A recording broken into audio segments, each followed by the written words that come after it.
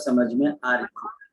Conservative forces वो जिन forces का जो वर्क डन है वो पाथ के ऊपर डिपेंड नहीं करता वो डिपेंड किसके ऊपर करता है कि आप कहां से चले और कहां पर रुके।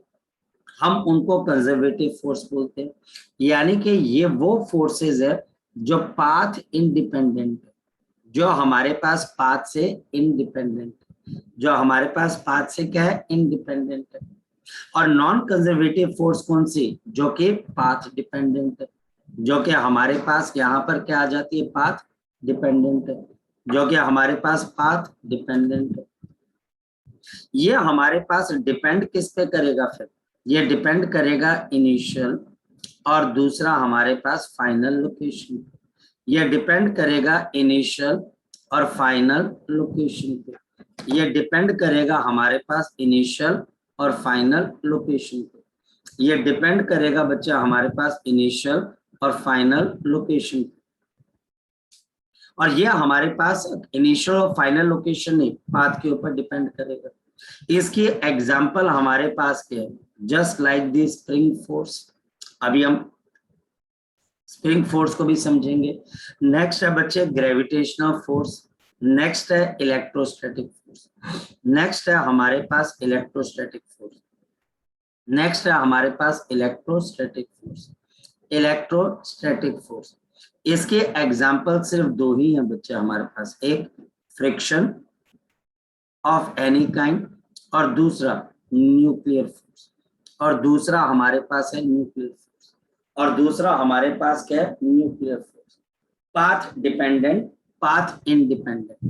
जैसे फॉर एग्जाम्पल मैं आपको एक एग्जाम्पल देता हूँ, और उस एग्जाम्पल से पहले हम इसमें एक और चीज लिख लेते हैं। यहाँ पर work done on the close loop, the work done on the close loop is equal to 0, और यहाँ पर work done on the close loop, the work done on the close loop is non zero. ये बच्चे हमारे पास non zero. For example समझने की कोशिश करना, फॉर एग्जाम्पल मेरे पास ग्रेविटेशन लग रही है, फोकस करना, ये मैं यहां से ऊपर की तरफ हो गया, फोकस करना। और फिर बच्चे हमारे पास यहाँ पर इस तक जाने के दो तरीके, देख लो, ये मेरे पास एंगल थीटा, मैं ए से बी की तरफ हो जा रहा हूँ, और ए और सी और बी देखते रहना। यहाँ पर मैं वर्क डन बाय ग्रेविटी को देखना चाहता हूँ, और मैं ए से बी जाना चाहता हूँ। यानी ए मेरे पास कौन सा पॉइंट है, इनिशियल, और बी मेरे पास कौन सा पॉइंट है, शाबाश बोलो, फाइनल। ए मेरे पास यहाँ पर इनिशियल पॉइंट है और बी मेरे पास कौन सा पॉइंट है, फाइनल पॉइंट है। देखते हैं, सबसे पहले मैं पाथ नंबर 1 लेता हूँ। ये बच्चे मैं पाथ नंबर 1 लेता हूँ। पाथ नंबर 1 यानी कि मैं ए से बी की तरफ को जा रहा हूँ, ए से बी की तरफ को जा रहा हूँ। ये एंगल थीटा, मैं ए से बी की तरफ हो गया। ये मेरे पास यहाँ पर क्या आ गई बच्चे, आपके पास बॉडी आ गई। इस जब ये आप नीचे से ऊपर की तरफ को जा रहे हो तो ग्रेविटेशनल फोर्स कहाँ पे लग रही है, नीचे की तरफ। mg into sine of theta, mg into sine of theta. अगर ये हाइट मेरे पास h है, अगर ये हाइट मेरे पास h है, अगर मेरे पास ये हाइट किसके बराबर है, h के बराबर है, अगर ये मेरे पास हाइट किसके बराबर है, h है, परपेंडिकुलर, तो हमारे पास जो डिस्टेंस आपने कवर किया होगा हाइपोटेन्यूज, वो मेरे पास किसके बराबर आ जाएगा, h divided by sine of theta. तो पाथ 1 का वर्क डन कितना है, अगर मैं बात करूं 1 का वर्क डन कितना है, तो मैं ए से बी गया, फोर्स लग रही है mg साइन ऑफ थीटा, और डिस्प्लेसमेंट कितने की हो रही है, h डिवाइडेड बाय मेरे पास कितना आ गया, साइन थीटा। तो साइन से साइन क्या हो गया, कैंसिल। बताओ वर्क डन किसके बराबर आ गया, mg h के बराबर। वर्क डन किसके बराबर आ गया, mg h के बराबर। बिल्कुल, चलो समझ में आ गया। अब मैं यहाँ पर दूसरा पाथ लेता हूँ, यहाँ पर अब मैं दूसरा पाथ लेता हूँ। दूसरा पाथ ए से मैं सी गया और सी से मैं बी की तरफ को गया। मैं ए से अब सी की तरफ को जा रहा हूँ और फिर सी से मैं बी की तरफ को जा रहा हूँ। तो वर्क डन कैसे निकालो, यहाँ पर जब यही बॉडी ए से सी की तरफ को जाएगी बताओ कि यहाँ पर मेरे पास फोर्स ऑफ ग्रेविटी कहाँ पर लग रही है, नीचे की तरफ, और हम ए से सी की तरफ को जा रहे हैं, हम ए से सी की तरफ को जा रहे हैं, ए से सी की तरफ को जा रहे हैं, तो हमारी जो डिस्प्लेसमेंट है और हमारे पास जो mg नीचे की तरफ को लग रही है, दोनों के बीच का एंगल कितने के बराबर है, दोनों के बीच का एंगल कितने के बराबर है, 90 डिग्री। अगर मैं यहाँ पर पाथ 2 का वर्क डन निकालना चाहता हूँ, पाथ 2 का वर्क डन निकालना चाहता हूँ, अगर मैं यहाँ पर पाथ 2 का वर्क डन निकालना चाहता हूँ, तो work done by the path 2, work done by the path 2, तो मैं सबसे पहले ए से सी की तरफ को गया, शाबाश। फिर बच्चे हम कहां से कहां पर गए, बताओ, शाबाश, सी से बी की तरफ को आए। हम सी से कहां की तरफ को आ रहे हैं, बी की तरफ को आ रहे हैं। हम पहले ए से सी जा रहे हैं और फिर सी से बी की तरफ को आ रहे हैं। अगर हम ए से सी की तरफ को आ रहे हैं या सी से बी की तरफ को आ रहे हैं, तो हमारे पास यहाँ पर क्या चीज आ पाएगी, ए से सी। अगर हम यहाँ पर चलते हैं, ए से सी अगर हम यहाँ पर चलते हैं, तो हमारे पास mg और जो भी डिस्टेंस कवर किया ए सी, इन दोनों के बीच का एंगल कितने के बराबर है, cos ऑफ 90 प्लस ऑफ, अब मैं सी से बी की तरफ को जा रहा हूं, जिसकी हाइट आपके पास किसके बराबर है, h, और यहाँ पर मेरे पास mg और अब आपके पास h लग जाएगा, ये हमारे पास h आ जाएगा। तो बताओ यहाँ पर भी वर्क डन आपके पास कितने के बराबर आ गया, mg, समझ लो। हमारे पास यहाँ पर जब हम यहाँ से ऊपर की तरफ को जाते हैं, तो हमारे पास वर्क डन mgh के बराबर है। अगर हम दूसरा रास्ता लेते हैं, पहले हम ए से सी गए फिर सी से बी गए, तो भी हमारे पास यहाँ पर वर्क डन कितने के बराबर लग रहा है, तो भी हमारे पास वर्क डन यहाँ पर कितने के बराबर आ रहा है, mgh।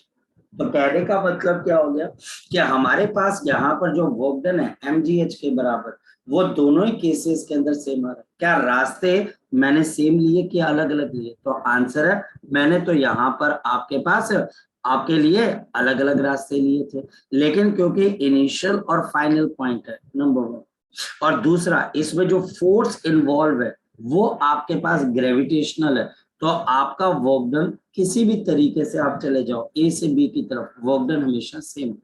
मतलब अगर कोई बच्चा बोलता है कि सर अगर कोई पर्सन यहाँ से यहाँ पर जाता है फिर वो ऐसा रास्ता लेता है ए से बी तक जाने के लिए, क्या वर्क डन सेम होगा कि डिफरेंट होगा, तो मैं बोलूंगा वर्क डन सेम होगा। अगर आप ए से बी की तरफ को जा रहे हो तो वर्क डन आपके पास हमेशा सेम होगा, वर्क डन आपके पास हमेशा सेम होगा। ये पॉइंट है जो कि कंजर्वेटिव फोर्सेस के साथ इन्वॉल्व। लेकिन अगर हम फ्रिक्शन को देखते हैं तो फ्रिक्शन ऐसा काम नहीं करती, वो हमेशा आपके पास, एक बात बताओ ना, मैं आपको समझाता हूँ। मान लिया जाए कि हमारे पास ये एक फ्लैट रोड है, फ्रिक्शन, ये एक फ्लैट रोड है, मैं ए से बी की तरफ को आ रहा हूँ, ठीक है, और फिर मेरे पास एक और रोड है जो कि ऐसे जाकर ये ऐसे है, और मैं सी और यहाँ पे डी और ये आपके पास बी। अब बताओ एक आदमी ए से बी की तरफ को जा रहा है, एक आदमी ए से बी की तरफ को जा रहा है, और एक आदमी पहले ए से सी गया, सी से डी गया और डी से बी गया। दोनों ही रास्ते के अंदर फ्रिक्शन लग रही है, क्या दोनों केसेस के अंदर, चलो फ्रिक्शन लग रही है, एक में फ्रिक्शन लग रही है म्यू एम जी और दूसरे में भी फ्रिक्शन लग रही है म्यू एम जी, ठीक है, कॉस 180 हम मानते हैं, वो हम बात के अंदर लिखेंगे। क्या दोनों केसेस के अंदर, जैसे मैं पहले के अंदर मान लेता हूं कि डिस्टेंस x है तो ये x है, और मान लो ये y है, ये x है और ये y है, तो दूसरे के अंदर आप टोटल डिस्टेंस क्या लिखोगे, बताओ बच्चे, 2x प्लस ऑफ 2y। यहाँ पर कॉस ऑफ 180 डिग्री है, यहाँ पर भी कॉस ऑफ कितना आ जाएगा, 180 डिग्री।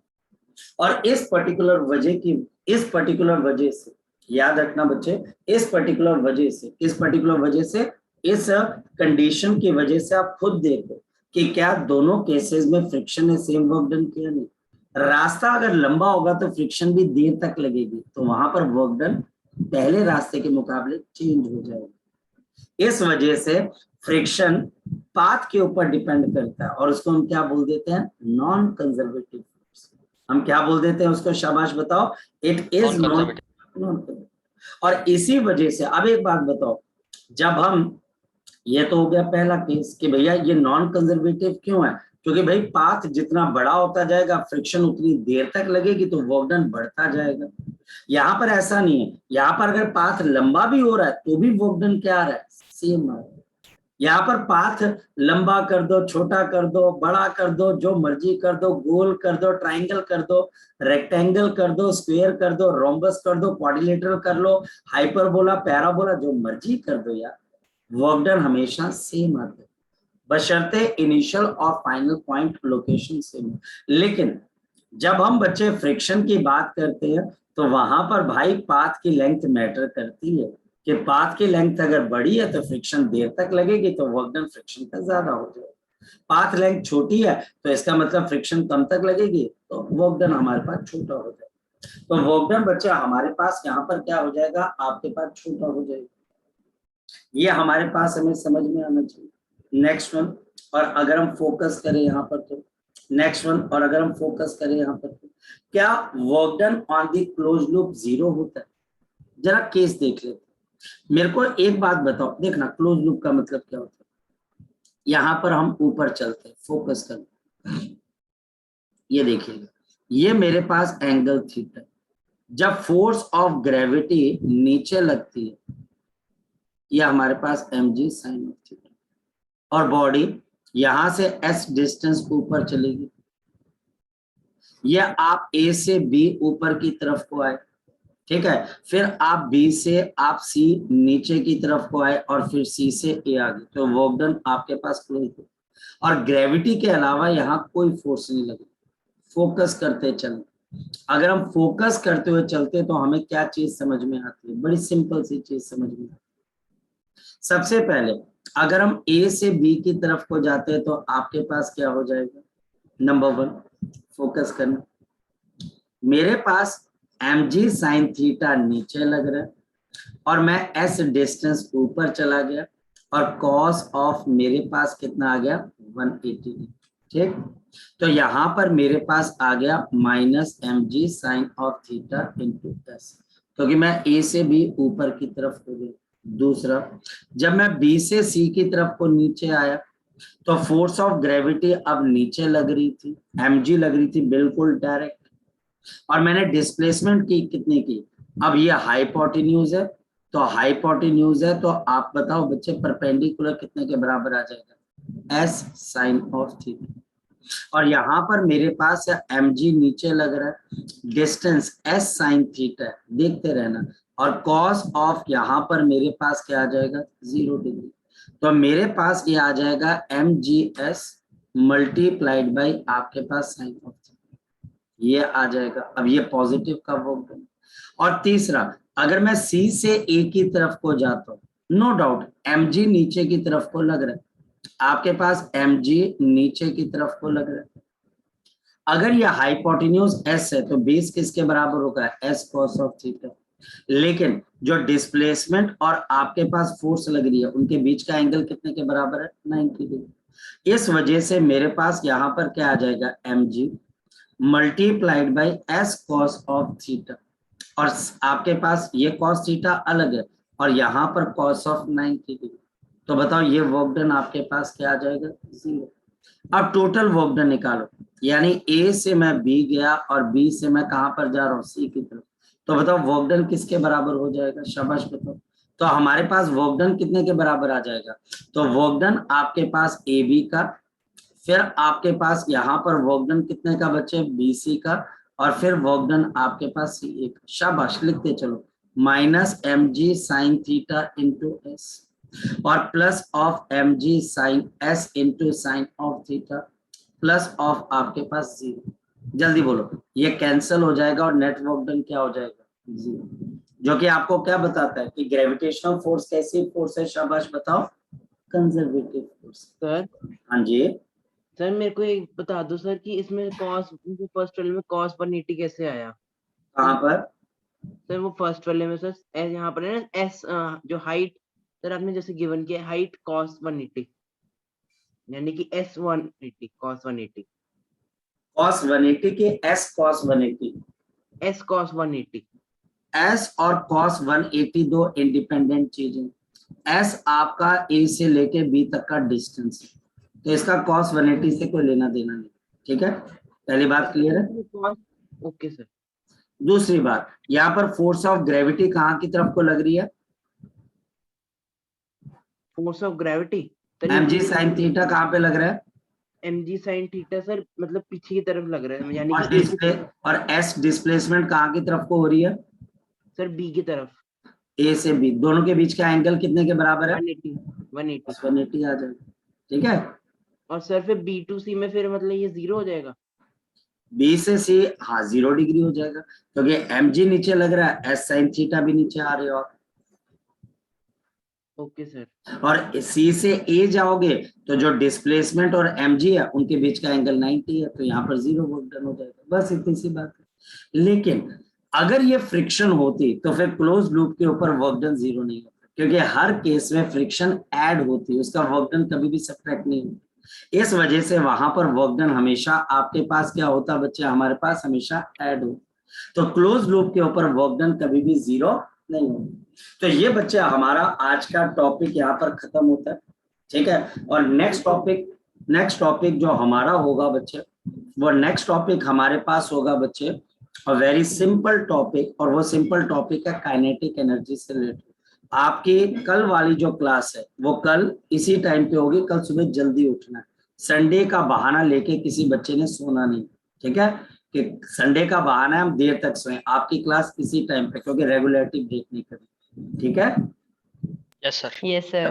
ओके, चलिए बाकी डाउट सब हम कर लेंगे और अपना ध्यान रखिएगा। चलिए ओके बच्चे, बाय बाय। आकाश, आकाश बेटा क्वेश्चन सॉल्व कर लेना, मुझे अपडेट कर देना। ठीक है, okay sir. Okay bye bye.